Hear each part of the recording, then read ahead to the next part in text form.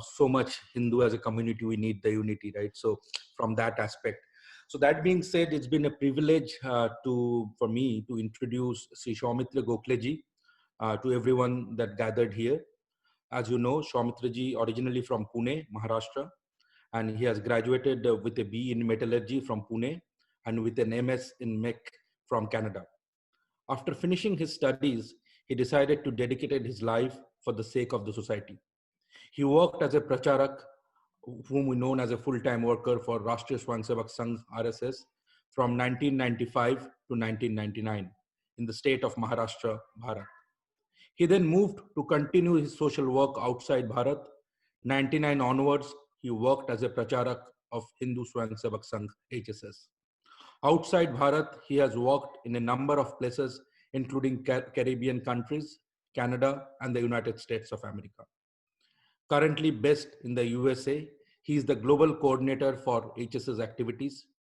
Saumitraji is also part of the International Center for Cultural Studies, an institute dedicated to research on ancient and native traditions of the world. As part of his work, he has traveled to several countries in all the continents.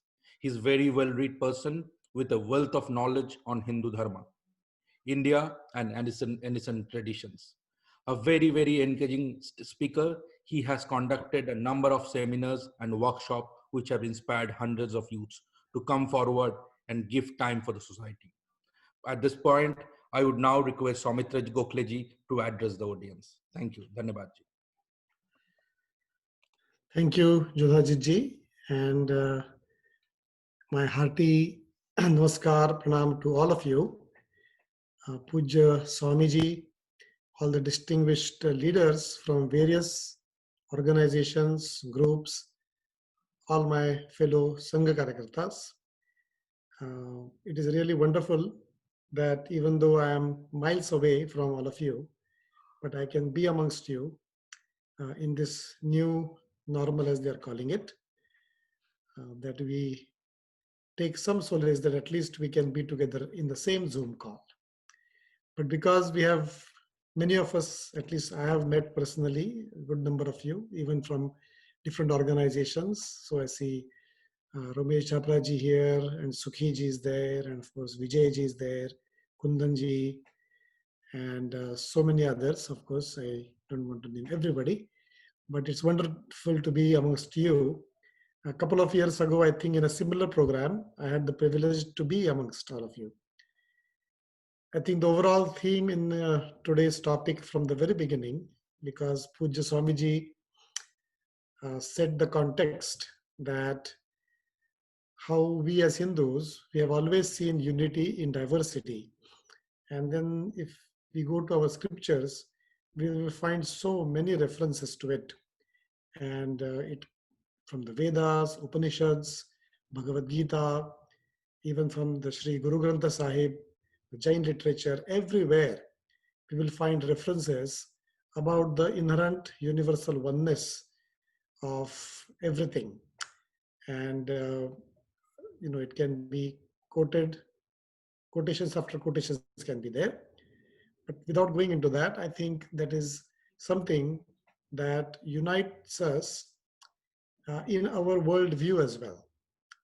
Everything that we Hindus do, civilizationally, culturally, religiously, I think there is this one common refrain of unity in diversity, and that makes us really special in this world. In a recent interaction with some youth, most of them second generation or American-born generation, what Swamiji mentioned about the 5 things, I kept in front of them in a little different way, categorized in a different way, but the same things.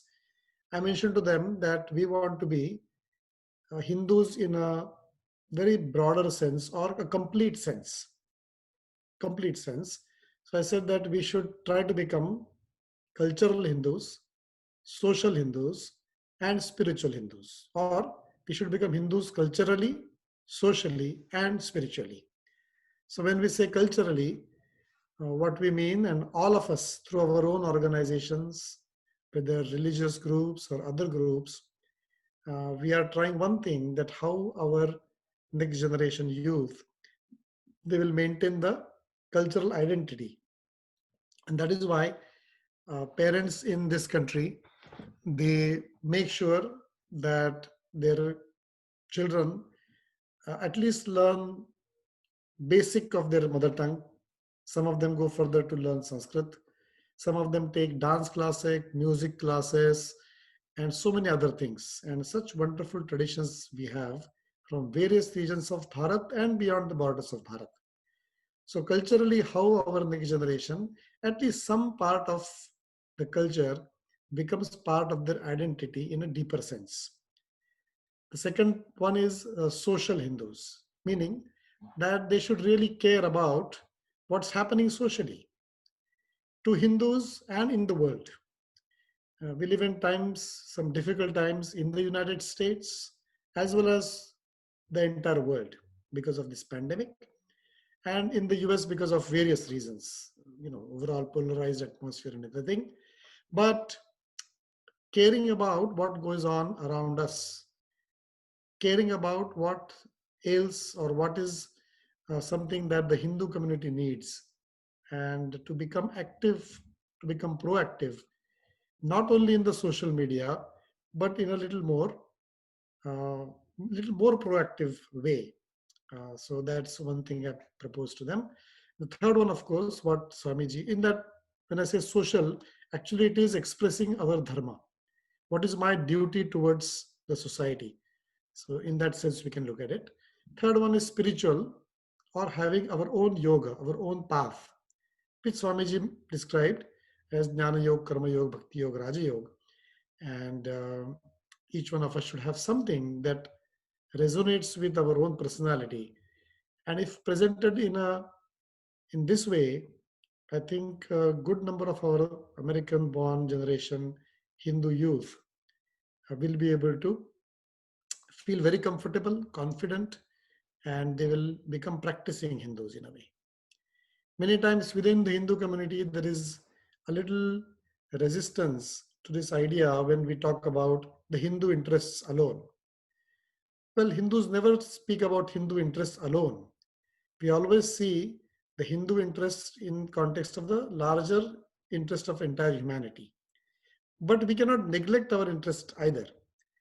Whether we talk about the Hindu phobia that exists, academic Hindu phobia that exists, or some serious human right violation that exists in some parts of the world, not in the US, but in countries like maybe Pakistan, Bangladesh, and so on. So those things,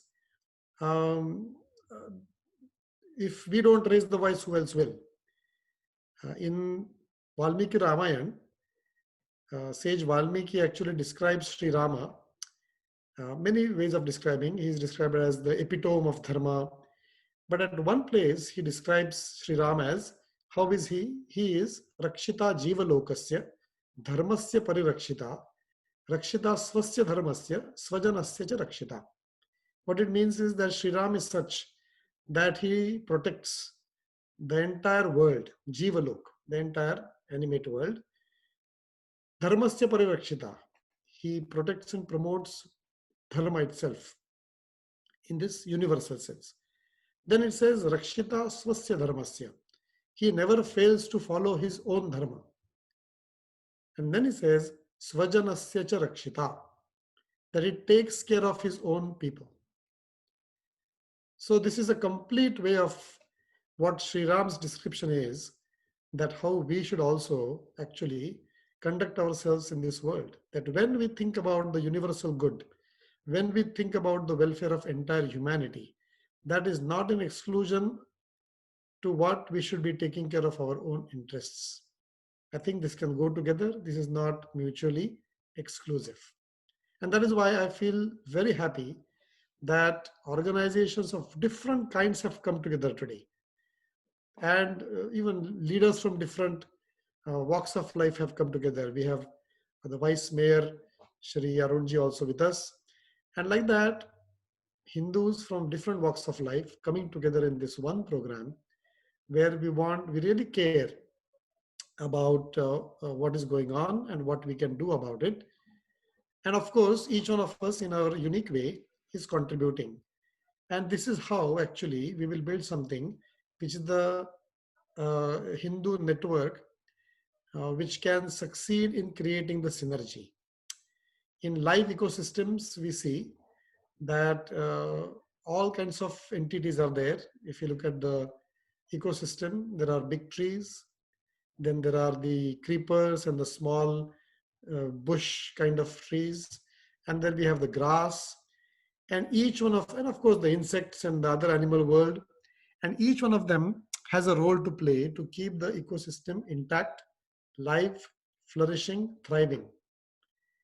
The big trees cannot say because we are big and the grass is too small just near the ground that it is insignificant, because without the grass, with soil erosion, the roots of that big tree can be exposed and the big tree can actually fall down. So all of them feeding into each other, all of them in a way helping each other exist and flourish. So like that, there may be organizations which are grassroots organizations. There may be organizations we are trying to establish an institute. There may be religious organizations from various denominations. There may be more political activism kind of advocacy organizations, but all of them have a very important role to play in building this larger Hindu ecosystem. And I'm really glad to see uh, all such uh, organizations and leaders in this program. This one sutra, this one theme that we have been speaking about when we say that Hindus need to come and unite, is that it is not to say that we have to merge into one. We maintain our own focus areas, we maintain our own specialities, but we come together at a thought level. We come together at a more strategic level. And that is why the theme is that work together independently, collaborate as necessary. So we work together at the mental level, but in our own independent ways, without necessarily merging into one. And whenever needed, we collaborate and cooperate. And that is how we are seeing in the chat box, so many of them are coming forward to take part in Seva Diwali, because in Seva, there should only be cooperation and no competition. And that's such areas where we can really truly cooperate. And this pandemic, this COVID-19 pandemic has really shown that yes, we can work together. And if we work together, we can do wonders. If we work together, we can achieve much more that each one of us individually we can do. The impact will be multifold. And not only here in the US, because I keep getting news and reports from various parts of the world, everywhere this pandemic actually has brought the Hindu community together.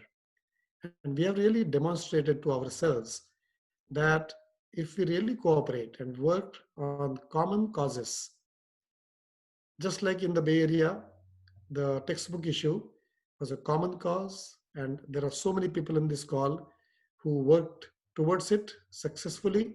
Of course, it's an unfinished job as yet.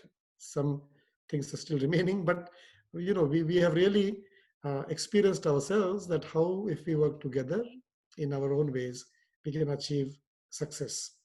And that is why in these especially difficult times, the need is for solidarity.